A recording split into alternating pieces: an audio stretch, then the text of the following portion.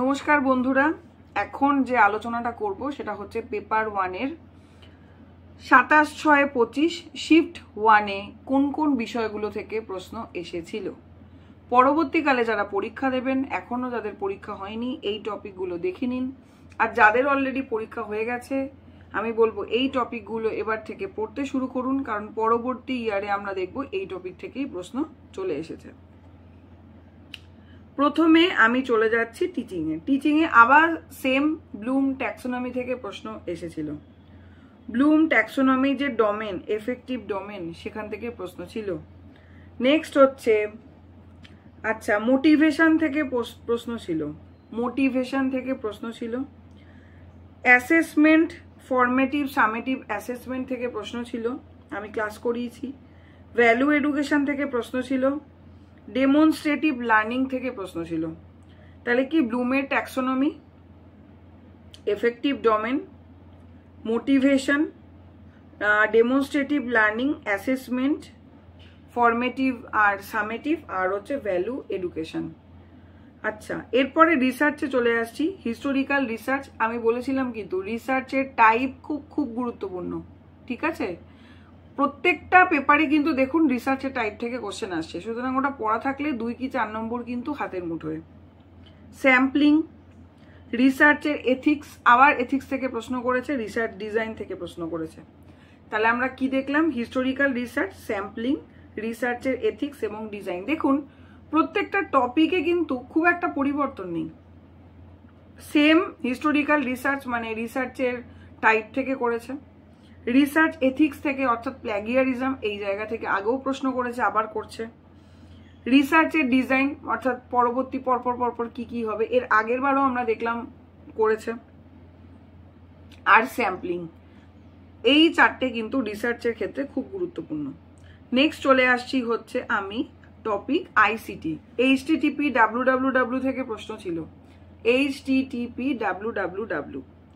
তারপরে হচ্ছে match the following ছিল। আচ্ছা, নেটওয়ার্ক সিকিউরিটি ফার্মওয়্যার, ঠিক আছে। নেক্সট হচ্ছে ফায়ারওয়াল, আরো এসব দিয়ে ম্যাচ দ্য ফলোয়িং দেওয়া হয়েছিল। AI চ্যাট জিপিটি থেকে প্রশ্ন ছিল। আরটা হচ্ছে এমার্জিং টেকনোলজি। তাহলে কি পেলাম? HTTP www, তারপরে জন ভেন থেকে কিছু একটা প্রশ্ন ছিল, network security, firmware, emerging technology, AI chat GPT, এই হচ্ছে আইসিটি। নেক্সট চলে আসছি কমিউনিকেশন, আবার মুভি বেসড কোশ্চেন। কি? সেই রাজা হরিশ্চন্দ্র, আলামারা, শোলে, 2 বিঘা জমিন থেকে প্রশ্ন ছিল। নেক্সট হচ্ছে লিডারশিপ থেকে প্রশ্ন ছিল। সোশ্যাল ভ্যালুজ, স্ক্রিপ্ট রাইটিং থেকে কিন্তু প্রশ্ন এসেছে, এটা কিন্তু নতুন, স্ক্রিপ্ট রাইটিং। ড্রামা স্টুডিও থেকে প্রশ্ন এসেছে, প্রফেশনাল কমিউনিকেশন থেকে এসেছে। তাহলে কি পেলাম? মুভিজ থেকে এসেছে, অপশন ছিল আলামারা, রাজা হরিশ্চন্দ্র, শোলে, 2 বিঘা জমিন। লিডারশিপ থেকে প্রশ্ন ছিল, স্ক্রিপ্ট ভ্যালুজ থেকে ছিল, স্ক্রিপ্ট রাইটিং থেকে ছিল, ড্রামা স্টুডিও থেকে ছিল, প্রফেশনাল কমিউনিকেশন থেকে প্রশ্ন ছিল। এরপর আমি চলে আসবো হায়ার এডুকেশন। হায়ার এডুকেশনে কোন কোন জায়গা থেকে ছিল চট জলদি আমরা দেখে নিই। Kothari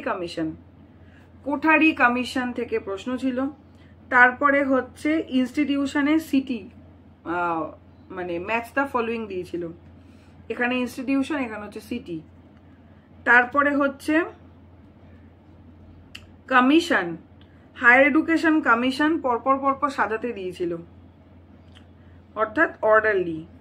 national School of Drama university year, National School of ড্রামার ইউনিভার্সিটি ইয়ার দেওয়া হয়েছিল। নেক্সট হচ্ছে AICTE UGC থেকে প্রশ্ন ছিল। আবার কিন্তু আমরা এই দুটো টপিক থেকে দেখলাম। তাহলে কি দেখলাম আরেকবার দেখে নিই। কোঠারি কমিশন, তারপরে হচ্ছে AICTE, নেক্সট হচ্ছে UGC। আচ্ছা, আরেকটা টপিক হচ্ছে IRAHE ফুল ফর্ম, IRAHE এর ফুল ফর্ম দিয়েছিল। ইনস্টিটিউট সিটি দিয়েছিল, কমিশন অর্ডারলি সাজাতে দিয়েছিল, ন্যাশনাল স্কুল অফ ড্রামা ইউনিভার্সিটির ইয়ার দিয়েছিল। পরবর্তী চলে যাচ্ছি হচ্ছে ENVS এর আলোচনায়। ইএনভিএস হচ্ছে এসডিজি এমডিজি গোল। আর্থকুয়েক দিয়েছিল, আর্থকুয়েক থেকে কিন্তু এবার বেশ প্রশ্ন আসছে। আচ্ছা, প্রোটোকল থেকে আবার প্রশ্ন এসেছে, গ্লোবাল ওয়ার্মিং থেকে এসেছে, পি ভ্যালু সেই আর্থকুয়েক। নেক্সট হচ্ছে কিউটো প্রোটোকলের ইয়ার, ক্লাইমেট চেঞ্জের ইয়ার। তাহলে কি কি পেলাম? এসডিজি এমডিজি গোল, আর্থকুয়েক থেকে প্রশ্ন ছিল, পি ভ্যালু, তারপরে হচ্ছে প্রোটোকল থেকে ম্যাচ দ্য ফলোয়িং এসেছিল, গ্লোবাল ওয়ার্মিং থেকে এসেছিল, কিউটো প্রোটোকল ইয়ার, আর হচ্ছে ক্লাইমেট চেঞ্জের ইয়ার। যারা পরীক্ষা দিয়েছে যেটুকু বলতে পেরেছে, জানতে পেরেছি, আমি সেটুকুই বলছি। হতে পারে এর বাইরে আরো অনেক প্রশ্ন ছিল যেগুলো হয়তো এখনো জানা হয়নি। যারা পরীক্ষা দিয়েছেন বা যারা ক্লাসটা শুনছেন তাদের মধ্যে কেউ যদি এরকম থেকে থাকেন, আমি আপনাদেরকে অনুরোধ করব কমেন্টে জানান। কারণ আবার প্রত্যেকবারই ক্লাসে বলি, আপনার সাথে কম্পিটিশন এখন আর নেই, আপনার পরীক্ষা হয়ে গেছে। আপনি বলার ফলে আমরা পেপার 1 অ্যানালাইসিস করতে পারবো খুব ভালো করে।